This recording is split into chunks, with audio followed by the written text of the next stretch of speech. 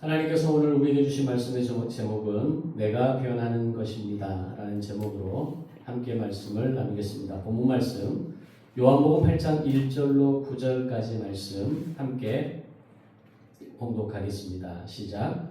예수는 감람산으로 가시니라. 아침에 다시 성전으로 들어오시니 백성이 다 나아오는지라. 앉으사 그들을 가르치시더니 서기관들과 바리새인들이 음행 중에 잡힌 여자를 끌고 와서 가운데 세우고 예수께 말하되 선생이여 이 여자가 간음하다가 현장에서 잡혔나이다. 모세는 율법에 이러한 여자를 돌로 치라 명하였거니와 선생은 어떻게 말하겠나이까. 그들이 이렇게 말하면 고발할 조건을 얻고자 하여 예수를 시험함이로라. 예수께서 몸을 굽히사 손가락으로 땅에 쓰시니 그들이 묻기를 마지 아니하는지라. 이에 일어나 이르시되 너희 중에 죄 없는 자가 먼저 돌로 치라 하시고 다시 몸을 굽혀 손가락으로 땅에 쓰시니 그들이 이 말씀을 듣고 양심의 가책을 느껴 어른으로 시작하여 젊은이까지 하나씩 나가고 오직 예수와 그 가운데 섰는 여자만 남았더라. 아멘. 오늘 우리가 함께 읽은 본문의 말씀은 요한복음 8장의 내용으로 그 내용 역시 우리가 많이 들었던 설교이거나 그리고 내용의 전체적인 스토리가 대체적으로 좀 많이 알고 있는 그런 본문의 내용 가운데 하나입니다. 가늠마다 잡힌 한 여인을 사람들이 예수님께로 끌고 나와서 모세 율법을 들이대면서 여인을 정죄하려는 장면이 기록됩니다. 당시에 있어서 모세 율법이라고 하는 것은 거의 절대적인 법이다. 굉장히 강력하고 중요한 기준과 원칙이었다라고 말할 수 있습니다. 어떤 상황에서도 모세의 율법입니다 라고 얘기하면 아무 할 말이 없는 겁니다.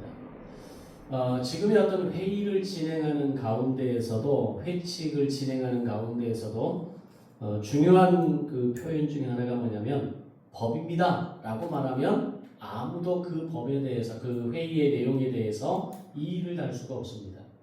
회칙에 의거한 회의가 가지고 있는 회의법으로 인해서 그것은 틀리지 않았습니다 라는 말입니다. 그것처럼 당시 이 모세의 율법이다라고 하는 것은 가장 강력한 법이면서 이 법을 갖다 들이대면 통하지 않는 것이 없는 그런 시대였다라는 겁니다. 과거 우리도 전쟁 이후에 방공법이라고 하는 또는 그 이후에 집시법이라든지 군사정권 하에서 있었던 여러 가지 법들이 있는데 이런 법들에 의해서 갖다 들이대면 어느 누구도 잡혀가지 않을 사람이 없었던 그런 시대, 어떤 사상과 어떤 가치와 어떤 통일과 민주주의에 대한 마음을 가진 젊은이라면 누구나 이 법에 의해서 강제로 잡혀가고 고문을 당하고 죽음을 당하는 그런 시절이 또 우리에게도 있었습니다. 그것처럼 모세의 율법은 그만큼 강력한 법이었습니다. 과연 이 강력한 법에 대해서 예수님께서 어떻게 답을 하나 보자. 그리고 이것에 의해서 네가 제대로 한번 걸리기만 해봐라. 이런 마음으로 던졌던 질문이 모세의 율법에 이러한 자들을 돌로 치라 명하였거니와 선생은 어떻게 말하겠습니까? 라고 하는 질문을 던지고 있는 겁니다. 다시 말하면 이 말은 진짜 예수님의 말을 듣고 싶어서 던지는 질문이 아니라 너 한번 걸려봐라.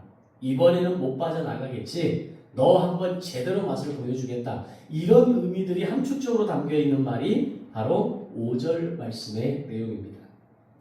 이때 예수님께서는 굉장히 조용하면서도 단호하게 이렇게 말씀하십니다. 너희 중에 죄 없는 자가 먼저 돌로 치라 라고 명령하십니다.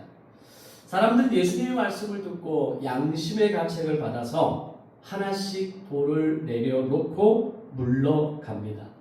결국 그 자리에는 예수님과 여인만이 남게 됩니다. 특별히 본문에서 예수님이 앉아서 뭔가를 땅에 쓰셨다라고 하는 내용이 2번 나오는데 그때 뭘 쓰셨는가를 알 수는 없습니다. 성경 전체 같은 본문을 다루고 있는 내용에서도 그게 정확히 뭐다라고 말하기에는 단정 짓기는 쉽지 않습니다. 그러나 어쩌면 오늘 이 모세의 율법이라고 말하는 그들의 주장에 대해서 너희가 진짜 모세의 율법을 아느냐? 모세의 율법은 이렇게 기록되어 있다 라고 하는 어떤 메시지를, 그런 어떤 쉐마의 어떤 이 내용을 기록하지 않았을까? 그런 단어를 기록하지 않았을까? 라는 제 나름대로 유추를 해봅니다. 자, 어쨌든 이 사건이 우리에게 보여주는 중요한 메시지는 인생을 살아가는 모든 사람들이 돌을 들고 살아가는 존재라고 하는 것과 동시에 그 돌의 관역이 누구인가라고 하는 문제를 오늘 우리에게 묻고 있다라고 하는 겁니다. 따라서 본문은 가늠한 여인의 이야기를 통해서 인간이 가진 죄의 본질과 실상이 무엇인지를 말씀하려고 하시는 것과 동시에 오늘 우리가 걸어가야 할 진짜 말씀의 길, 복음의 길이 어디에 있는가를 드러내는 말씀이다라고 할 수 있습니다. 다시 말하면 모세의 율법을 통해서 너 그런 죄가 있는 놈이지, 내가 너 그래서 너를 처벌하는 거야 라고 돌을 그 상대에게 던지는 것이 아니라 오늘 내가 가진 죄가 더 크고 내가 죄라고 하는 이 본질을 가진 존재라는 것을 깨닫는 것과 동시에 누군가를 향해서 돌을 던지는 것이 아니라 그 돌은 바로 나를 향해 던져져야 하는 돌이고, 그 돌을 던지는 것이 해법이 아니라 복음의 길이 어디에 있는가가 해법이다라고 하는 것을 함축적으로 표현하고 있는 본문이 오늘 본문이라는 겁니다. 심리학에서 이야기하는 내용 중에 이런 말이 있습니다. 사람의 마음속에는 누구에게나 한 장의 도화지를 가지고 있다라고 이야기합니다. 그 도화지에는 부모, 배우자, 자녀, 교회, 사회, 즉 나를 둘러싸고 있는 모든 상대적인 것들에 대해서 어떠해야 하는지에 대한 그림을 그리는 도화지라는 겁니다. 내가 어떻게 살아야 되고 내가 어떤 존재이고 내가 어떻게 사람들을 상대해야 되는가를 기록하는 도화지가 아니라 나를 둘러싼 상대적인 모든 것들이 어떠해야 하는가에 대한 기준과 원칙을 가진 그림이 그 도화지에 그려져 있다는 겁니다. 그래서 우리가 개척교회를 생각하면서 많은 사람들이 이런 얘기를 합니다. 만약에 10사람이 개척교회를 왔다. 그러면 그 개척교회는 10개의 교회가 있는 겁니다. 마음속에 교회는 이래야 한다. 목회자는 이래야 한다. 라고 하는 어떤 그 그림들을 다 가지고 있다는 겁니다. 제가 존경하는 가까이에 모시고 있는 멘토 목사님 중에 강봉규 목사님이라는 분이 계십니다. 이분은 나주의 남평의 나사렛 요양병원의 이사님으로 계시면서 주일날 그 병원의 지하에서 성도들이 예배합니다. 근데 그 성도들이 다 어디에서 오시는 분들이냐면 주일 예배를 한 60명 정도 드리는데 거의 99%의 성도들이 전부 다 목포하고 광주에서 오는 분들입니다. 목포, 무안, 광주, 심지어는 순천에서 오시는 분도 있다는 얘기를 들었습니다. 그들이 왜 그렇게 올까요? 그들이 왜 가까운 목포나 광주나 순천에 교회가 수백 개임에도 불구하고 그 교회에 가지 않고 자기가 다녔던 교회에 가지 않고 1시간, 2시간 가까이 걸리는 그 교회로 와서 예배하는 이유가 뭘까요? 그리고 그들의 마음속에는 뭐가 있을까요? 그들은 다 상처받은 사람들입니다. 기존의 교회에서 신앙생활하면서 상처를 받고 내가 마음 둘고 내가 진짜 어떤 예배자로서 쓸 수 있는, 예배자로 참여할 수 있는 교회가 어디에 있을까를 찾아보다가 거기까지 온 겁니다. 그리고 그 교회가 정말 행복한 교회로만 이루어질까요? 저는 그렇지 않다고 봅니다. 저는 그 목사님에게 가끔 그런 얘기합니다. 목사님 정말 힘든 목회를 하고 계신다라고 생각합니다. 왜 그럴까요? 그분들은 더 강력한 도화지를 마음속에 가지고 있는 겁니다. 60명이 앉아있다면 60교의 교회가 그 교회 안에 존재하는 겁니다. 교회는 이러해야 되고 성도들은 이러해야 되고 직분자는 이래야 되고 목회자는 이래야 한다라고 하는 그 엄청난 가시들이 사정없이 돋구어져서 목회자를 향해서 교회를 향해서 뻗어져 있다는 겁니다. 그나마 그 목사님의 어떤 영적 권위가 워낙 강력해서 굉장히 뭐 함부로 말하거나 그런 분은 아닌데 굉장히 어떤 말씀에서 오는 파워가 굉장한 분입니다. 그러다 보니까 이분들이 다 그분 앞에서만큼은 순한 양이 되는 거예요. 그런데 세상을 향해서 교회를 향해서는 상당히 거센 분들입니다. 뭐 뭔 얘기를 하다 여기까지 갔는지 잘 모르겠는데 어쨌든 나를 둘러싸고 있는 모든 상대적인 것들이 상처를 받은 사람일수록 더 강력하다는 겁니다. 더 강력한 기준과 원칙을 가지고 사람들에게 잣대를 갖다 대면서 이러해야 한다라고 말하는 거죠. 그리고 그 그림은 그렇게 내가 그렸다 할지라도 절대로 내가 원하는 뜻과 계획대로 잘 그려지지 않는다라는 겁니다. 즉 다른 사람이 내가 원하는 내가 그렸던 그 도화지의 그림대로 살아주지 않는다라는 겁니다. 나한테 말하지 않는다는 겁니다. 내 옆에서 살아가지 않는다라는 겁니다. 그래서 인생에는 그렇게 강력한 기준과 원칙과 어떤 자기 주관이 강한 사람일수록 늘 갈등이 생기는 삶을 살아갑니다. 분쟁이 일어나고 충돌이 일어나고 어느 누구도 이해가 안 되는 인생을 살아가게 되는 겁니다. 그러다 보면 개인적인 상황에서는 다툼이 일어나는 것이고 집단 가운데에서는 분열과 전쟁으로 일어날 수밖에 없는 겁니다. 문제는 그 과정에서 대부분의 사람들이 자기 생각이나 가치관을 바꾸려 하기보다는 그래서 그 도화지에 있는 그림을 고쳐나가려 하기보다는 상대의 그림이 내 기준에 맞지 않을 때 먼저 찢어버리려고 한다는 겁니다. 그 찢어버린다라고 하는 것을 조금 쉽게 표현한다면 이런 겁니다. 너 그렇게 살면 안 돼. 네가 틀린 거야. 너 어떻게 나한테 그렇게 말할 수 있어? 네가 그렇게 말했다는 자체가 너한테 문제가 있는 거야. 라는 말들이 바로 상대의 도화지를 먼저 찢어발기는 오늘 우리의 모습이 되는 겁니다. 자, 이것처럼 우리들은 늘 상대가 변해야 한다는 기준을 가지고 있습니다. 나는 언제나 옳다고 생각하는 게 먼저입니다. 부모가 바뀌어야 된다고 생각하고 배우자가 변해야 된다고 생각하고 자녀가 달라져야 한다고 생각하기 때문에 끊임없이 요구합니다. 부모가 바뀌지 않으니까 내가 이런다고, 부모가 늘 그렇게 나를 대했으니까 내가 이렇게 한다고, 자녀가 내가 내 말을 들어주지 않으니까 내가 너한테 이렇게 말할 수밖에 없다고, 당신이 그렇게 말하니까 내가 이렇게 행동하는 거라고. 과연 누가 문제일까요? 그 가운데 포기되지 않는 대상 중에 하나가 성도에게는 교회와 목회자이고 목회자에게는 성도와 직분자에 대한 그림입니다. 그들은 각각 이런 그림을 가지고 있습니다. 교회는 이래야 한다. 목회자는 반드시 이래야 한다라는 그림을 그리고 있고 성도는 저래야 하고 직분자는 저렇게 해야 된다라고 하는 그림을 다 가지고 있습니다. 그런 그림과 기준으로 성도를 바라보고 목회자를 바라보면 결국 어떻게 되겠습니까? 교회는 힘든 상황, 언제나 갈등과 다툼이 일어날 수밖에 없는 상황이 되는 겁니다. 가정도 마찬가지입니다. 조직도 마찬가지입니다. 내가 속한 어떤 조직 속에서 내 상사가 이래야 되고 회사는 나한테 이래야 되고 회사가 나한테 이럴 수는 없다라고 생각하면 그 회사에서 더 이상 직장 나갈 수 없는 겁니다. 자, 그렇다면 인간은 진짜 어떤 존재일까요? 나는 항상 옳다라고 생각하고 나는 이런 기준을 가지고 있는데 이건 굉장히 건강하고 바른 기준이라고 생각하는 그 인간은 도대체 어떤 존재이냐라고 하는 겁니다. 성경은 이 인간의 존재에 대해서 이렇게 얘기합니다. 의인은 없나니 하나도 없다라고 선언합니다. 다시 말하면 인간은 본질적으로 죄인이라고 성경은 말씀합니다. 그런데 사람들 가운데 어느 누구도 처음부터 자신이 죄인이라는 것을 아는 사람도 없을 뿐더러 알았다 할지라도 인정하지 않는다라는 겁니다. 따라서 진정한 믿음의 출발점은 어디에 쓰는 것이냐? 내가 죄인이라는 것을 깨닫는 겁니다. 지난주 삭개오에 대한 이야기를 하면서 그가 변화되었을 때에 그의 입에서 나온 첫 마디 말이 뭐였습니까?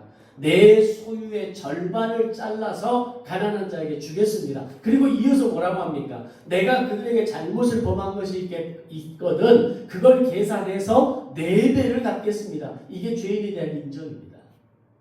내 죄를 인정하지 않는다면 아마 삭개오는 이렇게 얘기했을 거예요. 내가 이제부터 예수님을 잘 믿겠습니다. 예수님을 믿는 사람으로 살겠습니다. 제가 이제 어떻게 살면 될까요? 저 이 정도면 잘 살았지 않습니까? 라고 하는 말들이 계속해서 쏟아져 나왔겠죠. 근데 삭개오는 내 소유의 절반, 여기서 더 나아가서 내가 그들에게 잘못한 것이 있거든 계산해서 4배를 갚겠습니다. 내 죄를 인정하겠습니다. 라는 말이 바로 삭개오의 고백입니다. 내가 죄인이라는 걸 인정하지 않으면 하나님이 나에게 어떤 분인지, 하나님이 왜 나에게 필요한지 알 수 없습니다. 왜? 내가 뭘 잘못해서? 나 이 정도면 충분히 열심히 살고 있는데, 살아왔는데 내가 굳이 나 그렇게 죄 지으면서 살지 않았어. 이렇게 대부분의 많은 사람들이 이야기한다라는 겁니다. 그런 사람들은 하나님이 왜 나에게 필요한지 알지 못합니다. 하나님이 나에게 어떤 분인지 그 사람들은 알지 못합니다. 나는 내 힘으로 충분히 내 힘으로 살 수 있다고 생각하고 하나님이 옆에서 잠깐만 도와주시면, 약간 어려움이 있을 때 나를 잠깐만 일으켜 세워주시면 나는 언제든지 문제를 해결할 수 있는 사람이라고 착각하고 살기 때문입니다. 대부분 교회 안에 있는 많은 사람들이 이 의식을 벗어나지 않는 사람들이 많습니다. 그래서 조금만 기회가 주어지면, 조금만 어떤 상황이 만들어지면 바로 나라는 자아가 여지없이 올라오는 거죠. 오히려 자신이 죄인이라는 걸 인정하기보다 다른 사람을 더 큰 죄인으로 만드는데 온 힘을 쏟습니다. 부모가 틀렸어요. 내 자식이 틀렸어요. 당신이 틀렸어요. 당신이 더 잘못했어요. 라고 하는 말들을 우리는 끊임없이 쏟아낸다는 겁니다. 부부간의 갈등이나 다툼도 한번 들여다보십시오. 대부분 내 죄는 가리고 상대를 더 나쁜 사람으로 만드는 과정인 경우가 대부분입니다. 저희 집에 이제 TV가 일반 유선 방송은 다 안 나오기 때문에 이제 한 번씩 넷플릭스 통해서 이혼 숙녀라는 프로를 가끔 봅니다. 나오는 분들을 보면 정말 대단합니다. 야, 세상에 저런 사람도 있구나. 근데 그들의 공통적인 특징이 뭔가요? 난 잘못이 없어요. 저 사람 때문이야. 네가 그렇게 나한테 말했잖아. 내 죄를 가리고 상대를 더 나쁜 사람으로 밝혀내는 것이 더 목적인 것이 많은 사람들입니다. 그런데 카메라의 영상에 잡힌 내용들을 객관적으로 분석해 보면 둘 다 똑같습니다. 둘 다 문제죠. 누가 더 문제가 아니라 둘 다 문제를 안고 있는 겁니다. 지난주 설교에서처럼 내가 잘못했습니다, 내 탓입니다 라는 고백 하나면 모든 갈등이 쉽게 끝날 수 있는 실마리를 찾을 수 있음에도 불구하고 사람들은 그 말을 쉽게 하지 못한다라고 말씀드렸습니다. 대신 평생을 살면서 네가 더 나빠 라는 주장을 하며 살아가고, 어떻게 나를 이렇게 대할 수 있어, 어떻게 나에게 그런 말을 할 수 있어를 반복하면서 살아가는 인생이 되는 겁니다. 부부관계가 해결되지 않는 모습 가만히 보십시오. 부모와 자녀 간의 갈등이 해결되지 않는 모습을 가만히 보십시오. 당신이 나한테 그렇게 말했잖아. 당신이 나를 그렇게 대했잖아. 엄마가, 아빠가 나에게 그렇게 말했잖아. 네가 엄마 아빠 말에 순종하지 않았잖아. 네가 더 나빠라는 말을 끊임없이 우리는 어떤 직접적인 언어와 간접적인 행동과 어떤 표정과 마음을 통해서 이야기하고 있다는 겁니다. 자, 그렇다면 이런 나의 죄성을 깨고 나오기 위해서, 이런 죄성에 내가 머무르지 않기 위해서 우리는 어디에서부터 시작해야 하느냐는 겁니다. 분명히 어디에서부터 뭔가는 시작해야 우리가 그 고리를 깨지 않겠냐는 겁니다. 제가 개척을 하고 지난 14년의 담임 목회를 통해 배운 한 가지 사실은, 나만 변하면 되구나, 내가 변하면 되는 거구나 라는 생각을 깨닫게 됩니다. 처음 목회를 시작할 때 저는 교회의 중요한 목적은 성도를 변화시키는 게 목사의 사명이라고 생각했습니다. 그래서 계속 훈련을 세우고 성경 공부를 반복하고 끊임없이 되풀이하면서 야 정말 나는 교회를 제대로 하고 있구나. 성도들을 내가 변화시키기 위해서 나는 그래도 좀 괜찮은 목사구나 라는 생각으로 끊임없이 해왔습니다. 그 밑바닥에 깔린 중요한 동기는 성도가 변해야 된다. 이 생각이 저의 전부였기 때문입니다.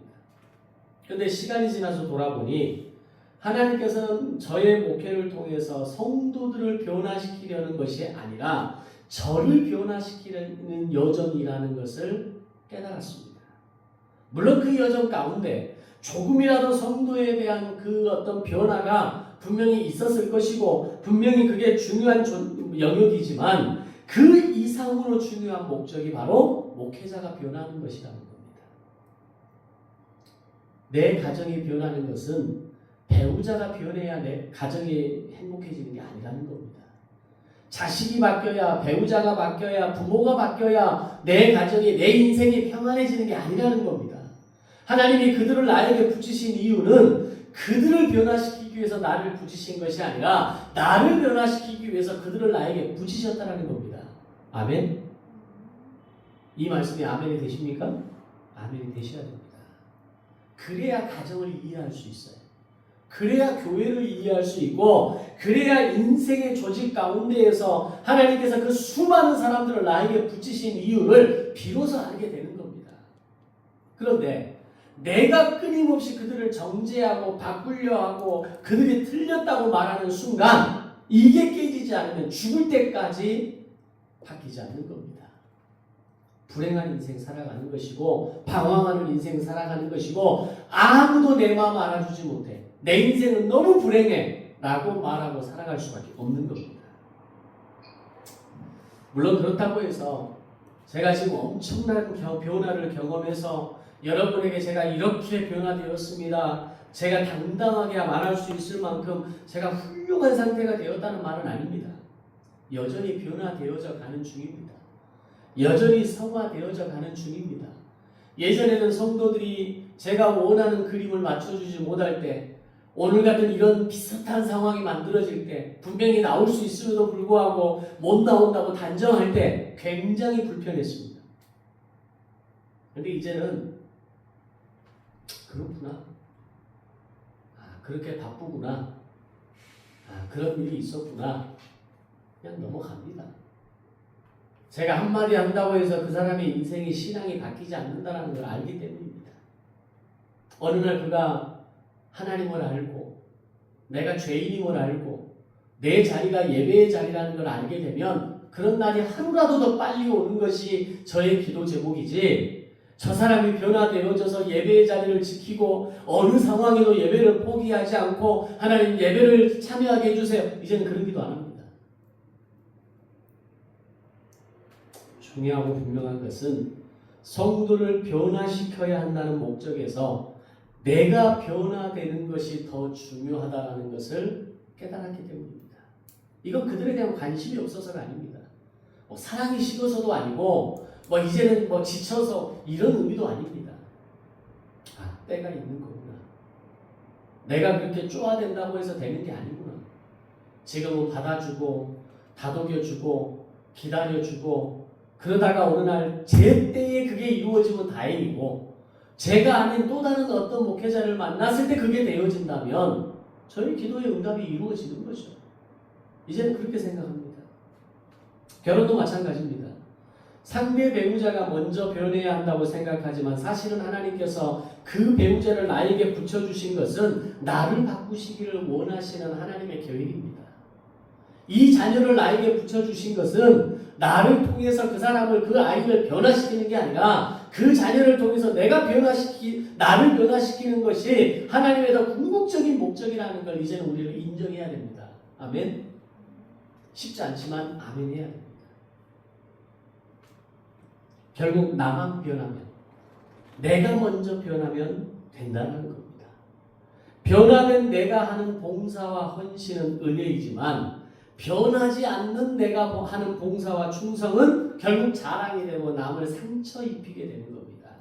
변화된 사랑은 배우자와 자녀에게 기쁨이지만 변하지 않는 사랑은 결국 상대에게 억압이 되고 강제가 되어서 상대도 나도 상처를 덮어쓰고 살아가는 인생이 될 수밖에 없는 겁니다. 그래서 우리가 이렇게 상처가 많은 겁니다. 배우자를 통해 받은 상처, 부모를 통해 받은 상처, 자녀를 통해 받은 상처, 세상의 조직과 만남을 통해 받은 상처, 그 수많은 상처의 원인이 어디 있느냐? 그들이 변화되지 않아서가 아니라는 겁니다.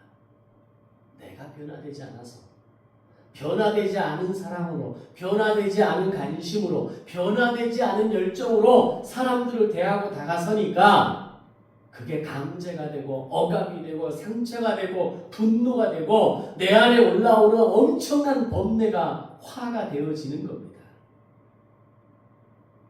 이제 본문으로 들어가서 본문 속에 등장하는 무리들은 각자 하나 이상의 돌을 가지고 있었습니다. 어떤 이는 작은 돌을, 어떤 이는 큰 돌을 들고 있었지만 모두가 돌을 쥐고 있었다는 게 팩트입니다. 그리고 그 돌은 가늠한 여인이 온다는 소식을 듣고 어디서부턴가 챙겨서 가지고 온 돌이었을 것이 분명합니다. 갑자기 그 자리에서 돌을 수십 개, 수백 개도 어디서 가져오겠습니까? 그들은 이미 이 여인을 오늘 우리가 끝장을 내겠다. 이 여인을 변화시켜서 이 여인을 끝장을 내서 다시는 이 땅에 가늠한 여인이 발을 붙이지 못하도록 또 다른 가늠의 사건이 만들어지지 못하도록 우리가 그걸 끊어내겠다. 라는 심정으로 이미 작정하고 돌을 어디서부턴가 가지고 챙겨서 왔을 겁니다. 그 돌은 던지기 좋은 크기였을 것이고 상대에게 치명타를 입힐 수 있는 돌이었을 겁니다. 어쩌면 정말 악한 사람은 그 돌의 한쪽이 정말 뾰족하게 튀어나와 있는 던져서 맞아도 깨지지 않을 만큼의 단단한 어쩌면 그런 돌을 가지고 왔을 겁니다. 즉흥적으로 주워들은 돌이 아니라 계획적으로 여인에게 던지고 계획적으로 그를 죽이기 위한 치밀한 목적을 가지고 계획적으로 준비된 돌을 들고 왔을 거라는 겁니다. 여기서 돌은 율법을 상징합니다. 율법을 남에게 들이대는 순간 사람은 분노와 화로 가득 차서 돌을 던질 준비를 하게 되어 있습니다. 그런데 이것은 율법에 대해서 완전히 잘못된 적용이라는 것을 알아야 합니다. 율법의 적용 대상은 타인이 아니라 나 자신입니다. 그 돌의 관역은 타인이 아니라 내가 되어야 한다는 겁니다. 네가 변해야지, 네가 잘못했어, 네가 끊어내야지가 아니라 내 탓이구나, 내 잘못이구나, 나의 죄구나. 그 돌을 나 자신에게 던질 수 있는 게 진짜 믿음의 바른 결단과 깨달음이라는 겁니다. 저 사람이 죽일 놈이다가 아니라 내가 죽일 놈이라는 말을 고백할 수 있는 사람이 복음이 무엇인지를 깨달은 사람이고 그 고백의 믿음의 시작이 된 성도라는 것을 말해주는 겁니다. 율법과 비슷한 적용으로 우리가 기도를 얼마나 잘못 사용하는가를 알아야 됩니다. 사람들은 기도를 통해 가지는 중요한 목적이 다른 사람이 변하기를 원한다는 겁니다. 물론 내 개인적으로 뭔가 이루어지기를 원하는 기도도 상당히 있지만 그 외에 대부분의 기도가 뭐냐면 저 사람이 변할 수 있게, 내 아들이, 내 딸이, 내 부모가, 내 자녀가 변하기를 원하는 기도가 기도의 제목이라는 겁니다. 그런데 진정한 기도의 응답은 기도를 통해 내가 변하는 겁니다. 가족을 위해 오래 기도했음에도 불구하고 변하지 않는 모습을 통해서 결국 내 마음이 바뀌고 그 사람을 바라보는 시각이 바뀌는 것, 그게 진짜 기도 응답입니다. 기도의 궁극적인 목적은 다른 사람을 변화시키는 것이 아니라 결국 기도는 나를 변화시키는 통로로 쓰여져야 합니다. 기도를 많이 하는 사람일수록 내가 많이 변해야 한다는 걸 깨닫는 사람이라는 겁니다. 정말 기도를 제대로 하는 사람은 다른 이의 질병, 마음, 삶의 문제를 고쳐달라고 간구하다가 결국 자신이 고침을 받고 자신이 주님께 더 가까이 나아가는 사람이 진짜 기도 많이 하는 사람이라는 겁니다. 옛날에는 속된 말로 기도빨이 있는 사람들이 많았습니다. 그래서 기도빨, 정말 기도하면 응답받는다더라, 저 사람이 기도해주면 손만 얹어 기도하면 문제가 해결된다더라, 그 정도로 신통하다더라 라는 사람들을 찾아다니거나 그들에게 기도받는 걸 원하는 사람들이 상당히 많았습니다. 특히 기도원에 가면 그런 사람들 많았죠. 그래서 전국에 좋다고 하는 기도원은 다 찾아다니는 그런 기도원파도 상당히 많았던 시절이 1980년대, 90년대였습니다. 그런데 그렇게 기도빨이 있다는 사람 치고 제대로 된 기도를 하는 사람이 없는 경우를 저는 더 많이 봤습니다. 이유가 뭘까요? 그들 자신은 정작 변하지 않더라는 겁니다. 그들의 말은 거칩니다. 함부로 사람을 대하는 오만과 불친절함이 가득했습니다. 정작 자신의 삶의 내용은 질서도 성화도 없으면서 강압을 쓰는 것은 물론이고 상대에게 자신이 뭔가 대단한 답을 주는 것처럼 마구잡이로 말을 쏟아내는 경우가 많더라는 겁니다. 정말 기도에 힘이 있다는 사람들 가운데 정말 정중하고 예의 있고 그의 삶이 절제되어 있고 그의 삶이 질서가 되어 있고 그의 언어가 아름다운 기도와 많이 하는 사람을 제가 많이 보지를 못했습니다. 그런 사람이 없다는 얘기는 아닙니다. 그런데 우리에게 쉽게 다가올 수 있는, 쉽게 접할 수 있는 대부분의 많은 사람들이 정말 무례한 사람들이 많더라는 겁니다. 그러나 진짜 기도는 상대가 변하는 것이 아니라 내가 변하는 것이 진정한 기도의 힘입니다. 내가 변할 때 주변이 바뀌고 내가 변할 때 나로 인해 살아나는 사람이 생겨나는 겁니다. 가늠한 여인은 무리에게 끌려 나오며 옷이 찢겼습니다. 예수님 또한 십자가 위에서 옷이 찢기셨습니다. 죄인의 옷은 깨끗하고 좋은 옷이 아니라 찢어진 옷입니다. 우리가 입어야 할 옷은 겉으로만 번지르르한 율법의 옷이 아니라 예수님의 고난에 동참하는 찢어진 옷이어야 한다는 겁니다. 그 옷을 입은 자에게 구원과 용서가 임한다는 겁니다. 오늘 말씀을 마무리하면서 우리 손에 들린 돌은 과연 어떤 돌입니까? 여전히 율법의 돌을 들고 있다면 우리는 평생 남을 정죄하며 살 겁니다. 네 탓이야, 네 문제야, 네가 잘못했어, 네가 틀렸어. 그러나 산 돌이신 예수 그리스도를 붙들면 그 돌로 사람에게 던지는 것이 아니라 나 자신을 품고 그들을 살리고 궁극적으로는 교회를 세우고 하나님의 나라를 세울 수 있는 밑거름이 되는 겁니다. 기독교 신앙의 중요한 핵심은 상대를 변화시키는 것이 아니라 내가 관역임을 깨닫고 내 그림을 고치고 내 도화지를 고치는 것입니다. 내가 변할 때 세상이 달라지고 내가 변할 때 내 가정이 새 하늘과 새 땅으로 변한다는 사실을 우리는 알아야 합니다. 그럴 때 주님의 은혜와 용서가 우리를 새롭게 하고 우리의 삶은 하나님의 삶으로 바뀌어지는 겁니다. 지난주 말씀의 핵심이었던 내 탓입니다 라는 말이 오늘은 나만 변하면 됩니다 라는 말로 성립됩니다. 이 단순하면서도 깊은 원리가 기독교 신앙의 핵심입니다.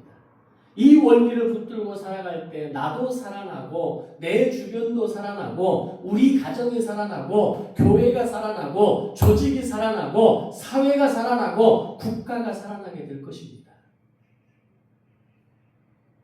추석의 명절로 많은 가족들을 만나는 시간을 보내시게 될 겁니다.